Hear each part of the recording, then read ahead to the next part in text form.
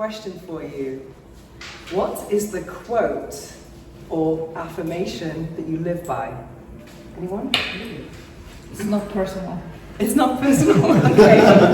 I'll take that in mind. I'll bear that in mind with the feedback. Yeah. Okay. It's not personal. Carpe diem. Carpe diem. Okay. Anyone? Do the right thing, not the easy thing. Okay. Good. Do what matters. Do what matters. I have a podcast called The Orgasmic Lifestyle. Every day is a climax.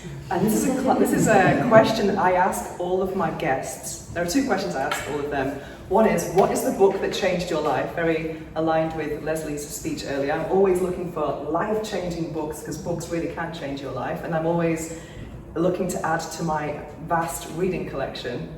And the second question, what is the quote that you live by? That seems to be a difficult question to answer.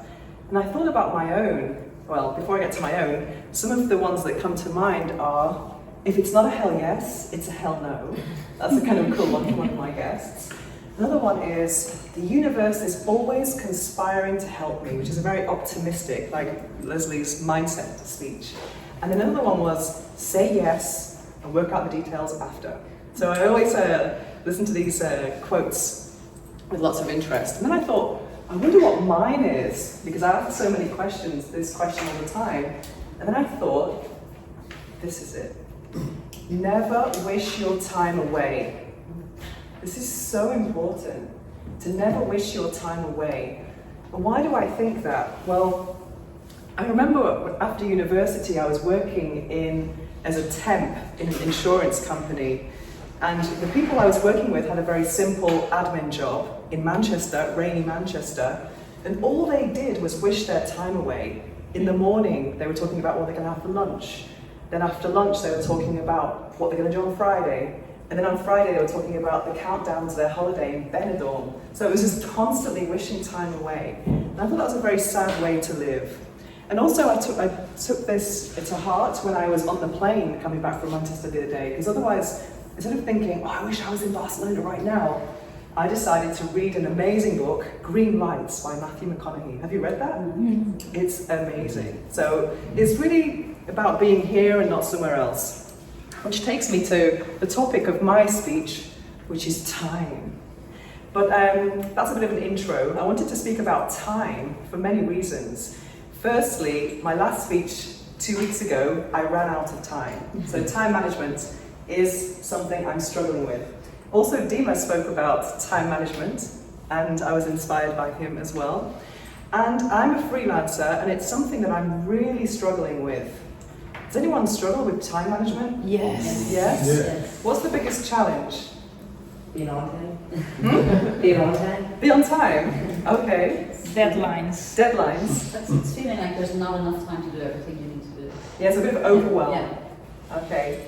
That would surprise me. I imagine you'd be very organised. Your time. Coming up so early. I would try to do too many things.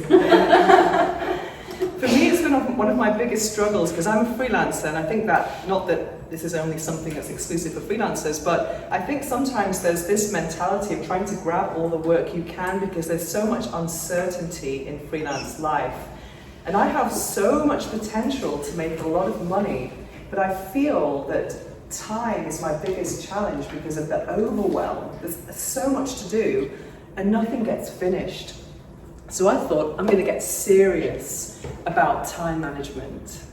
So with one of my other podcast guests who has several tasks as well, she told me that she does a task 1 on Monday and Wednesday, another task Tuesday and Thursday, and then social media on Friday. And I thought, how could I apply this to my work?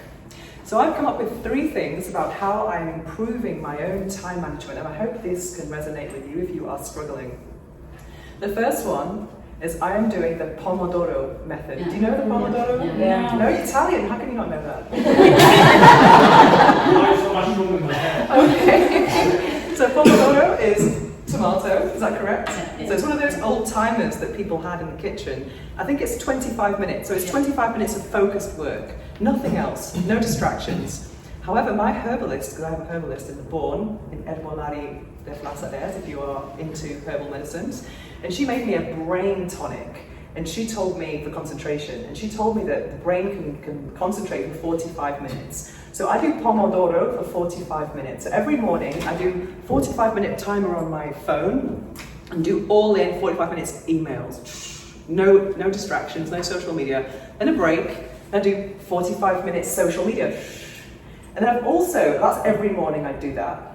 And in addition to that, I have created my own schedule. For example, on Monday, I do paid content. Tuesday, I do affiliate marketing content, digital products. Wednesday, which is my favorite day, business development, because you've always got to look forward to the next projects. And then Thursday is also paid content, and tomorrow, which is another favorite of mine, is the podcast day. And I'm really loving this time management improvement, because now I'm going all in on whatever topic that I'm doing. And when you are present, you're not thinking about the past, you're not reminiscing about the past, and you're not anxious about the future, you're all in about the task now. And one question I always ask myself in stressful times is, what is the most important thing right now? You know, not tomorrow or next week. And that has actually helped me to produce more, become calmer, and improve my income, which is why we work in the first place. And I wanted to share these tips with you to inspire you for your own time management, because time is our greatest asset.